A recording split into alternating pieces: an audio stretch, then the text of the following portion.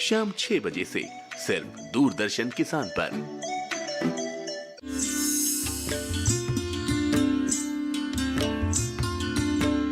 Break के बाद आप सभी का फिर से स्वागत है कार्यक्रम गांव किसान में। आइए देखते हैं हमारा अगला सेगमेंट, हमारा पशुधन। डेयरी व्यवसाय को फायदेमंद बनाने के लिए पशुपालक नित नए प्रयोग करते रहते हैं ताकि उत्पादन को बढ़ाया जा सके। कार्यक्रम के इस हिस्से में आज हम बात करेंगे कि किस तरह से पशु आहार में बदलाव करके न सिर्फ दूध उत्पादन को बढ़ाया जा सकता है बल्कि पशु के स्वास्थ्य को भी बेहतर रखा जा सकता है।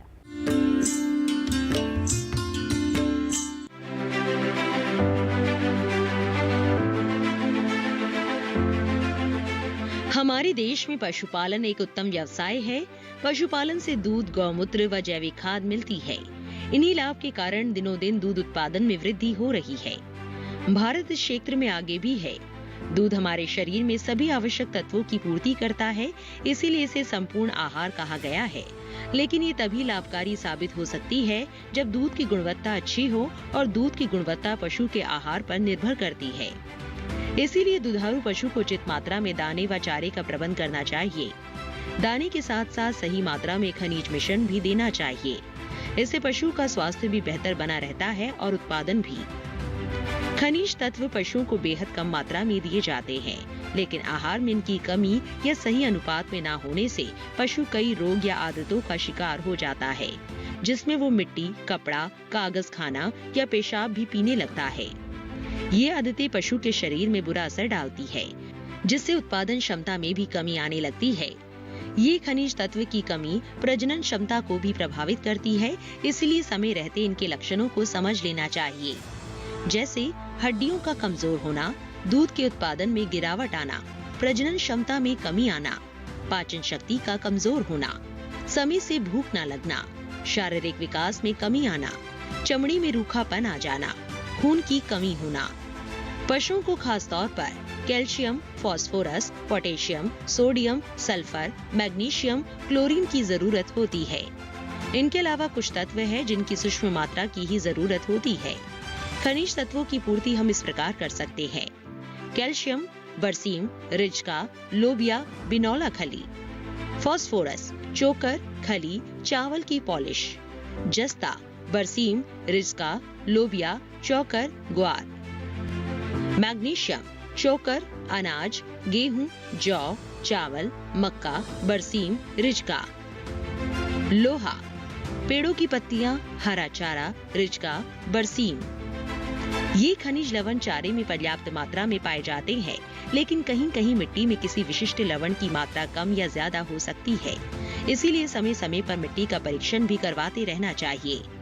साथ ही पशु पोषण शाला में भी चारे की जांच करवा सकते हैं। साथ ही इन बातों का ध्यान रखें। किसी भी चारे को लंबे समय तक पशु को ना दे। पशु को चारा बदल बदल कर ही दे। बाजार में मिलने वाले खनिज मिश्रण चिकित्सक की सलाह पर ही दे।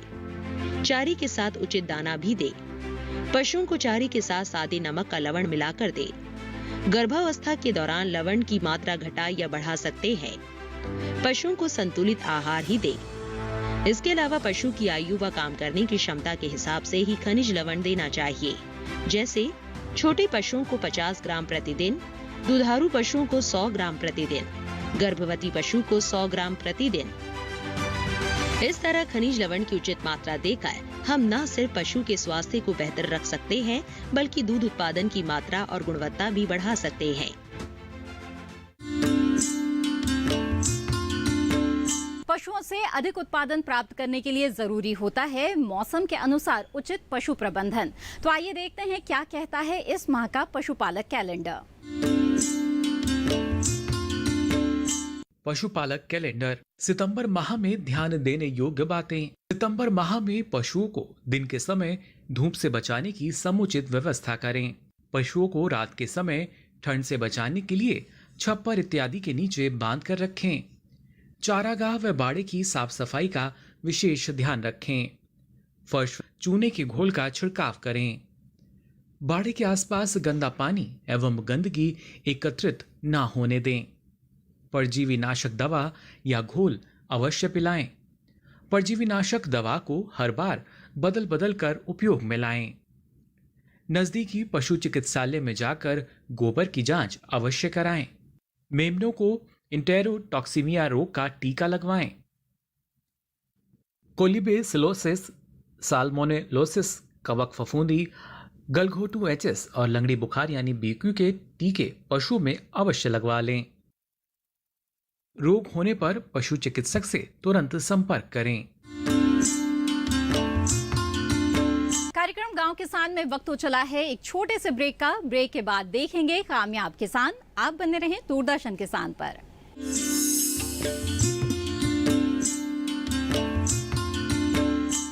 जानेंगे क्या है किसानों का हाल।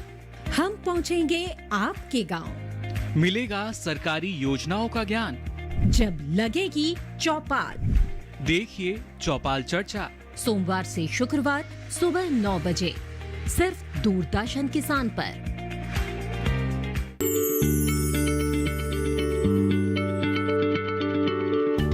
क्या आप किसी बीमारी से परेशान हैं?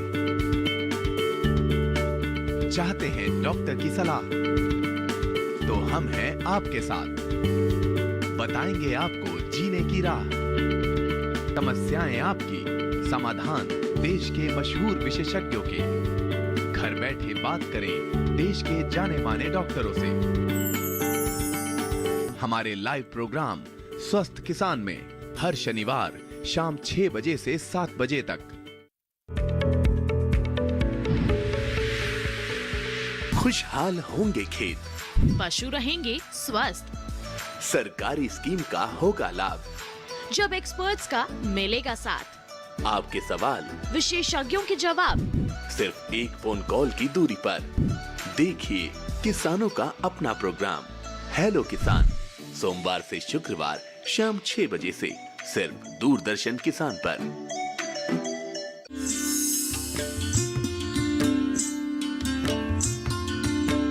ब्रेक के बाद आप सभी का फिर से स्वागत है कार्यक्रम गांव किसान में। आइए देखते हैं हमारा अगला सेगमेंट कामयाब किसान।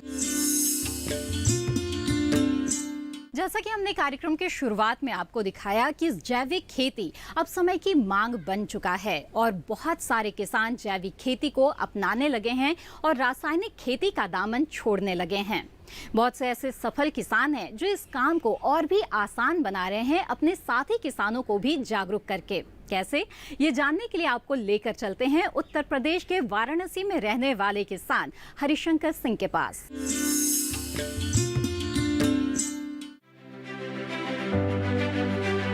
जैविक खेती भविष्य की सबसे बड़ी जरूरत है। जलवायु परिवर्तन और मिट्टी की कम होती उर्वरा शक्ति को बचाने के लिए जैविक खेती ही एकमात्र विकल्प है, जिससे बिगड़ते हालात को काफी हद तक संभाला जा सकता है। यही वजह है कि ज्यादातर किसान वापस उसी राह पर चल रहे हैं जो प्रकृति, पर्यावरण और जीवों के लिए सुरक्षित है। ऐसे ही एक किसान है उत्तर प्रदेश के हरिशंकर सिंह, जिन्होंने न सिर्फ जैविक खेती को अपनाया बल्कि इसका दायरा बढ़ाने में भी सफल रहे हैं।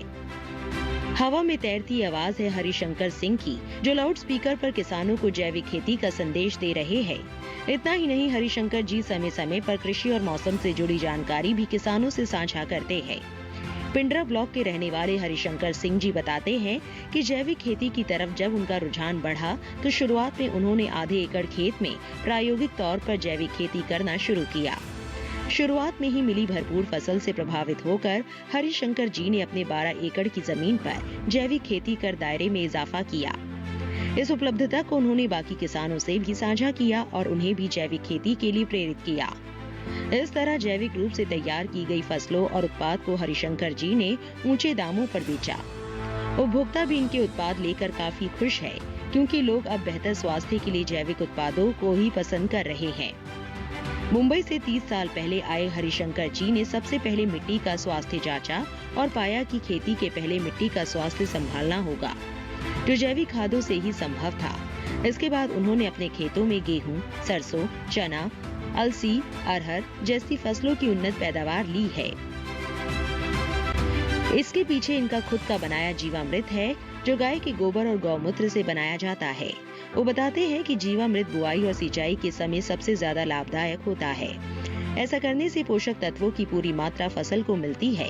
वहीं वो अपने खेतों में जीवामृत खाद के लिए, बीजामृत बीजोपचार के लिए, जैविक कीटनाशक लहसुन, मिर्च, नीम और अदरक से बना घोल कीट नियंत्रण के लिए इस्तेमाल करते हैं। हरिशंकर जी जल प्रबंधन के लिए भी बेहतर कदम उठा रहे हैं। उन्होंने अपने घर में वाटर हार्वेस्टिंग सिस्टम लगवाया है। इसके साथ ही फसलों की सिंचाई के लिए ऐसी तकनीकों का इस्तेमाल करते हैं जिसमें पानी की बचत हो सके। खेती के साथ पशुपालन को वो उम्दा विकल्प मानते हैं। वो मानते हैं कि 10 एकड़ खेत के लिए एक गाय काफी है।